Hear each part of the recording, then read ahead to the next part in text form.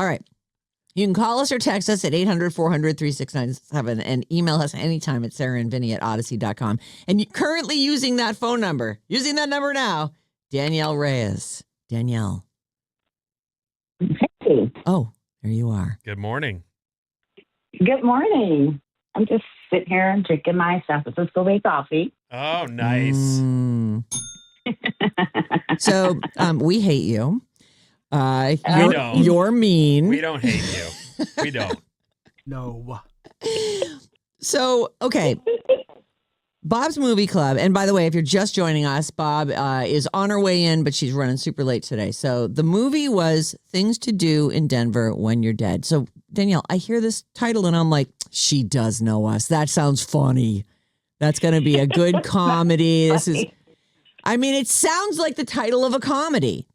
It's actually It's from not. a Warren Zevon song. Oh, is it? It's Yes. the title of one of his songs. And I read about this. I didn't know it. Oh, I see. You looked it up. After. I looked it up after. And so he said, I will let you use my song title, but I don't want you to play my song until the end of the movie. Oh. So it plays during the credits. Oh, I see. Things to Do in Denver When You're Dead. Fast facts. There you go. Yeah, he did his homework on that.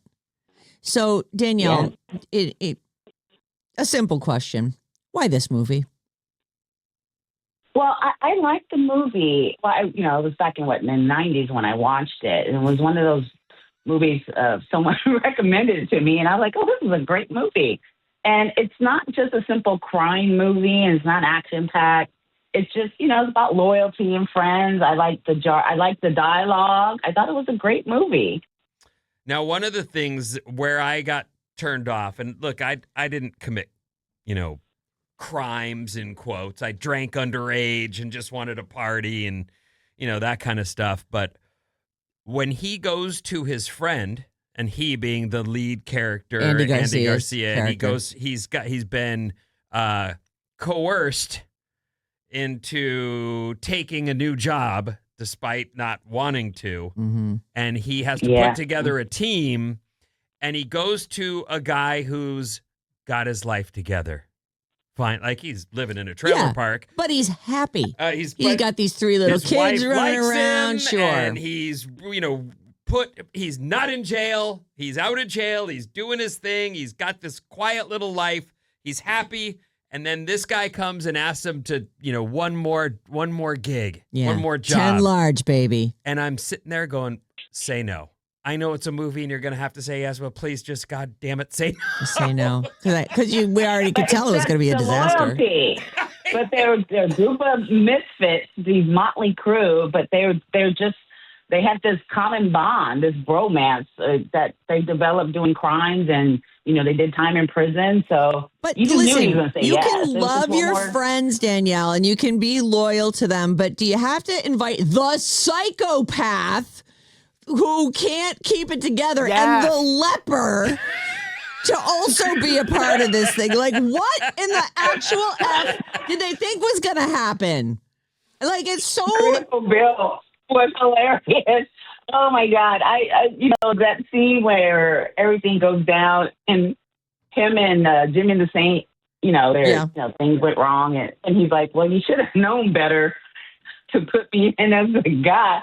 And I'm like, this crazy mother effer. I couldn't believe it. So I was like, oh my God. And I just like the dialogue, the fact that they told stories, pieces and boat drinks, and they'll give information about each character. I thought was great. And I like Jimmy the Saint. I like the way he flirted with Dagny. I was like, oh my God, if a guy hit on me like that, I'll have 20 babies for him. It was, I just enjoyed the movie. And Christopher Walken, he was just the most disgusting human being, especially when he entered the scene in the wheelchair and he crossed his legs for him. I'm like, look at this guy. I know. Oh, my God. That was actually when I still thought it was going to be a comedy, Danielle. I'm like, oh, okay, now the funny part starts, because there's Christopher Walken with terrible hair, but 30-something years younger. Like, it's so crazy. And actually, Steve Buscemi was a little bit of comic relief, too. Like, what a weird character. You're a weird character. And, you know, buckwheat, you're like, what the heck is a buckwheat? You know, it was just, I enjoyed it because it was, like I said, it was a storyline and they had different dialogues or the phrases they would use, you know, boat treats or give it a name and all that silly stuff. Did you guys notice Jenny McCarthy Yes, as the nurse? I did. I know. I looked at the nurse and went, that looks just like Jenny McCarthy 35 years ago. Oh, hold on. And she's in. She's here. If you're just tuning in, Bob just walked in the door. We're doing a different version of Bob's Movie Club as the requester is on the line with us, Danielle. Yeah. So, Danielle, can I ask you one question about this movie? Is the last time you saw this movie in 1992 when it came out, or did you go back and rewatch it knowing that we were going to watch it? So I did rewatch it, knowing that you guys were to watch it. And then so I'm watching it, and I'm like, oh, the stuff they were saying was so offensive. Right? I was like, oh, my God, I forgot about all this stuff. And you know, I get it. You know, it's just one of those things. And I was like, well, you know, I watched Django Unchained. It was kind of offensive for me, too. But I watched it again, and I'm like, no, it still hits for me. I just like, you know, it talks about life and death and what would you say. And, you know, you hear Vinnie talk about, you know, teaching his daughters moral compass, you know, do this, do right. And you always ponder yourself, like, what would you say if you had to leave videotapes for your loved ones, which is quite comical. And for you guys, and even for me, just to think, no matter generations will pass, they will hear your voice. You know, great-grandfather Vinnie or great-great-great-grandmother Sarah. And then even me being on a reality show, that's pretty impressive that if I could hear my grandmother to see how she talked, that's pretty impressive. So I thought that was pretty unique in the movie that you had to leave loved ones, video cameras and stuff like that. Because I was like, God, if I could have my grandmother talk to me, that would be pretty interesting, you know, but we don't have that life of luxury now. As a business idea, I can't argue with it. I actually thought, oh, that's pretty cool too. Like just a bunch of really crazy random questions and then the kids listening. And it's what they do. It's one of the characters does this for a living. Right. It's the job. Yes, they sit down, either terminally ill people or old people and sort of ask them questions about their life. And it's all on videotape. So that's like, I guess that's one of the things you do in Denver when you're dead. You advise your your descendants. Your descendant from a hooker that you had one night with to give her a baby. I know. It's so weird. Please give me a baby. I was not a fan of that twist at the end. Oh, there's Bob, everyone. Yeah, Bob's here, everybody. Hey, Bob. I can't believe you guys started Bob's Movie Club without me. What the heck? We did not. Are you kidding me? We couldn't get this off our chest fast enough. Yeah. I actually really like what Danielle said about them pulling in people's final words. That was kind of a cool tangent. I totally saw where they were going with the movie, but I just don't think it totally hit plot-wise. The whole concept of they really messed up this job that they were supposed to do. We're talking about things to do in Denver when you're dead. And then Christopher Walken gives them 48 hours to get their affairs in order, and nobody wants to get their affairs in order and leave town, and nobody will take the money from Andy Garcia. I know. Run, you idiots. Nobody would none of them take the money. Okay. It makes no sense. They're all just like, you know what? I guess this is our time to go. So I want to accept death. Yeah. I want to mention this real quick because I didn't love the movie, and that'll show in my rating. But I don't hate, like, you know, they did what they did. It's of a time. Yep. I can accept that. The key ingredient you need to know is that at that time when that movie was made, Quentin Tarantino was red hot and changing the movie business and how movies are shot and how stories are told. And this was a direct knockoff of something. It was an attempt. Right. It was an attempt, but that was the goal was we now see how movies can be more cool. Reservoir Dogs was amazing. Yep. Let's make that. Yep. And Usual Suspects. It was definitely a Quentin Tarantino heist kind of movie. Right. So it was of that time for starters. And then as I read about it, that had an $8 million budget, which sounds like zero in modern today's day. Right. You'd go, Andy Garcia would have made that. Right. That would have been his paycheck. So the rest of the movie was free. So $8 million. It did not make $8 million in the box office. That movie was an absolute flop. Oh. They made $500,000 back. Oh my God. It was a total bust. And if The only person who saw it was Danielle. and then the critics all panned it. Like 30 something. You're talking about Reservoir Dogs or this movie? This No, movie. this Okay, got movie. it. Okay. No. This is I'm just saying that this movie was a knockoff of. I see. Tarantino. Sorry. But and they saw through it. Right. All of the critics went, you did not.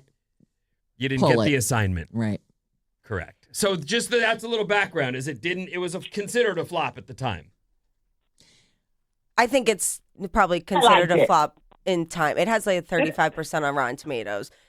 Danielle, no offense, because I love how enthusiastic you are about this movie, and I can't help but focus on the positives.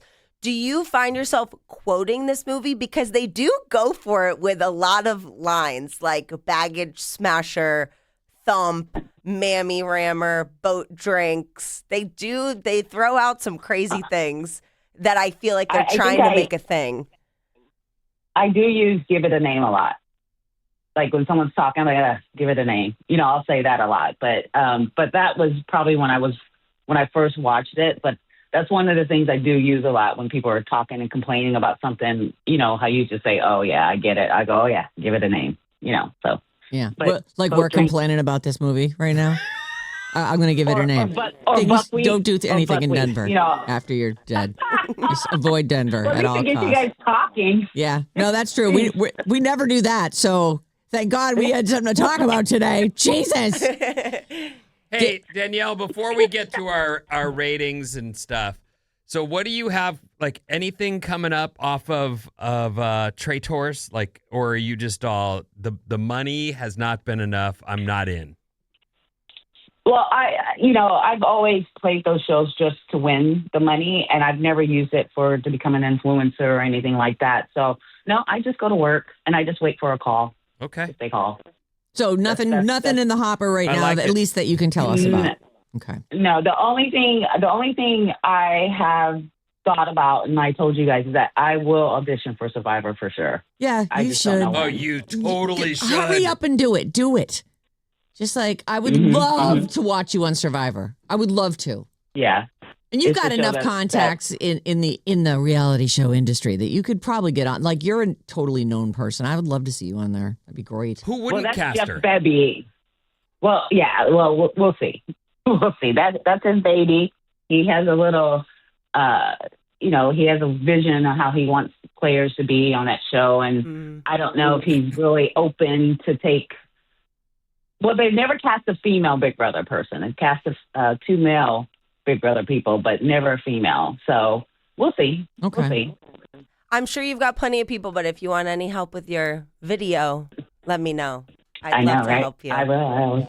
Absolutely. All right, let's do our ratings. Yeah, let's do it. Should I start? Yes.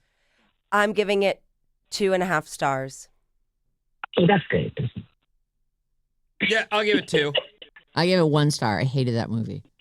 2. Oh my God. Yeah, I You hated didn't even like at the end when they're having the boat drinks together in heaven? I'm sorry, but if there is a heaven and a hell, they're going to hell. They were murderers True. and bad people, but they're all having boat drinks. And I was like, I didn't think they leaned hard enough on the boat drinks thing for me. I was like, But okay. They were bad people. They were bad people. They were good people trying to change their lives. And the only job was not to kill the guy. If But you they remember, did. But Sarah. in the end, they They did kill him. They The did. guy did die. Freaking Doc. Yeah, Should have Freaking stuck critical with the Bill. DeLorean. yeah. That's what. In a way, because this wasn't a comedy, and I looked at the cast and went, oh, okay, it's a comedy. The cast is great. Yeah, well, they're great for a comedy. Like, I'm sorry, but Doc with this DeLorean does not belong and leprosy does not, and porn production does not belong in this movie. Like, that is, I just felt like they took him for his name says- only. Oh, pieces. He was, he lived a good life. He slicked his hair back and he's ready to go. Well, I guess if you've got leprosy, you're going to go anyway. I didn't know anybody had leprosy Right. anymore. But, good to know. I'll give it 1 1/4 for the leprosy. 2 thumbs up on that. All right, Danielle, what do you give it? I give it 3 stars. I give it a solid 3. I think you guys are just being jaded and not opening up to the life story it provided to the showman, to the Don't try to make me bromance, feel to the bad about this. loyalty, Stop it. everything. It's such a good movie. I mean, What Andy would- Garcia flirting with that woman was great. I was like, oh my God, the stuff he was saying to her and the way he was looking, I was like, oh, just look like that. Oh, that's so sweet. Let And then- everyone and be warned. Let me give a baby to this hooker over here, Oh, the junkie I know. hooker. I'm going to make sure that. That was horrible. I let everyone be warned if they want to recommend a movie for Bob's Movie Club. This is what we're dealing Yeah. with. A Right. dear friend recommends a movie. And now we're like, she's still a dear friend. I hope. Don't be mad about it. Yeah. Okay. my mom liked it. She gave it 4 stars. Oh my, 4 stars. See? Don't. See? Don't. Did we get Maddie's rating? Yeah, he said 2. All right, Danielle, thank you so much. I Thank guess you, for guys. everything, All right. for being here this morning at least. And we'll talk to you really soon. Let us know if anything develops, All right. okay? We always like to be the first to know with All you. right. All right, thank you. Will do. Bye, Danielle. I didn't want to be too mean about it, but that movie was her fault. And to anybody Well- who's out there and listening to this now and you did watch that movie, we're sorry on behalf of Danielle. In her defense, she'd watched it. It was of a time. Yes. So I do believe, like, and the funny part as I read the story after I watched the movie is, as it said, well, Quentin Tarantino was the red hot director at the time, and a lot of people were trying to, and I thought they missed so far from that I wouldn't have compared that to a Tarantino movie ever. It never occurred to me as I Really? watched that Oh, movie. it missed entirely. Like when you said it, I go, oh yeah, that is what they were going for. But I didn't see The it. quirky band of heist puller offers and everything goes wrong. And the ending was so bleak. I just really felt like, no. So you're off But the hook for that also- one because you didn't pick it. Since then, I would say that we have so much great television coming right into our screens, TVs. I just yesterday hit play on episode 1, season 3 of Carrie Russell's The new- Diplomat. The The Diplomat. Diplomat. Good, finally. Oh, Oh my God. I immediately went, how have I let this sit here? I've been We wondering the told same you. thing. That show is fire. Like, It is. from go, all of a sudden you're watching the recap from the last season and it goes right into the new season and you're just like, I forgot how much went down. Oh my God. I gotta watch it's that. It's so great. And so, that's what I have going on in my head is I'm watching this stupid movie and I've got other stuff I could be looking at. Even a baseball game is better than this thing. Right. Oof. Yeah. So- I'll watch videos on YouTube. Yeah. Wake up! Thank you. With Sarah and Vinnie. Ding, ding, ding, ding, ding. Alice at 97.3.